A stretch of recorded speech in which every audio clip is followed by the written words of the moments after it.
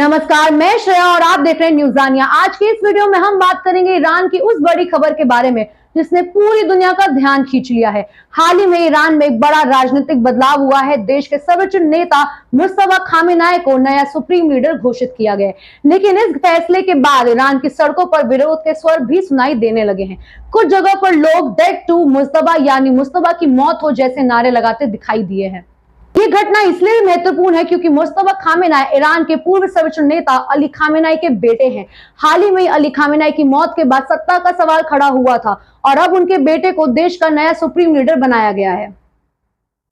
आखिर हुआ क्या था? रिपोर्ट्स के मुताबिक ईरान के धार्मिक नेताओं की संस्था असलबी ऑफ एक्सपर्ट्स ने मुस्तफा खामेनेई को देश का नया सुप्रीम लीडर बनाया है। ये संस्था इससे तय करती है कि ईरान का सर्वोच्च नेता कौन बनेगा। मुस्तफा खामेनेई की उम्र लगभग 55 साल है। वे लंबे समय से ईरान की राजनीति में पर्दे के पीछे प्रभावशाली भूमिका निभाते रहे। कहा जाता है कि उनके देश की ताकतवर सैन्य संस्था यानी रिवोल्यूशनरी गार्ड से मजबूत संबंध है। लेकिन जैसे ही उनकी नियुक्ति की खबर सामने आई, सोशल मीडिया और कुछ इलाकों में विरोध की आवाज भी सुनाई देने लगी। डेथ टू मुस्तफा के नारे इंटरनेट पर वायरल एक वीडियो में देखा गया है। तेहरान के कुछ इलाके की रात के समय लोग अपने घरों की खिड़कियों से डेथ टू मुस्तफा के नारे लगा रहे हैं। बताया जा रहा है कि ये आवाजें खासकर महिलाओं की थी जो सरकार के इस फैसले के खिलाफ गुस्सा जाहिर कर रही है। ये वीडियो कुछ ही सेकंड की है, लेकिन उसने पूरी दुनिया में चर्चा छोड़ दी है। ईरान में पहले भी सरकार और नेताओं के खिलाफ ऐसे नारे सुनाई देते रहे हैं। खासकर आर्थिक संकट, महंगाई, राजनीतिक प्रतिबंधों के कारण जनता में नाराजगी समय समय पर सामने आती रही है। लोग क्यों कर रहे हैं विरोध? विश्लेषकों का कहना है कि विरोध के पीछे कई कारण हो सकते हैं।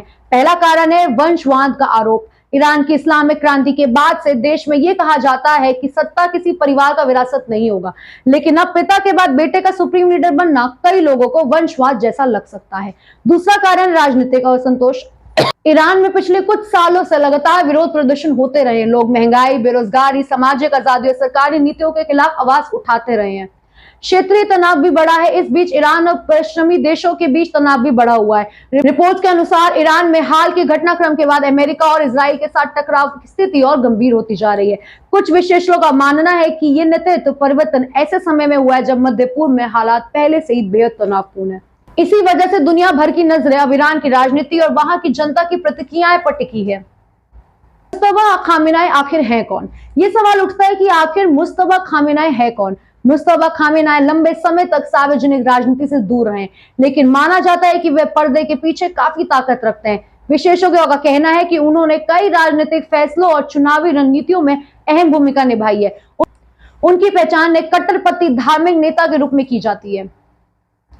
आगे क्या होगा? सबसे बड़ा सवाल यही है कि क्या ईरान में विरोध प्रदर्शन बढ़ेगा या सरकार स्थिति को नियंत्रण में रख पाएगी। कुछ रिपोर्ट्स के मुताबिक देश के शक्तिशाली सैन्य और राजनीतिक संस्थानों में मुस्तफा खामेनेई के नेतृत्व का समर्थन किया गया, लेकिन आम जनता का मूड कैसा रहेगा ये आने वाले दिनों में ही साफ होगा।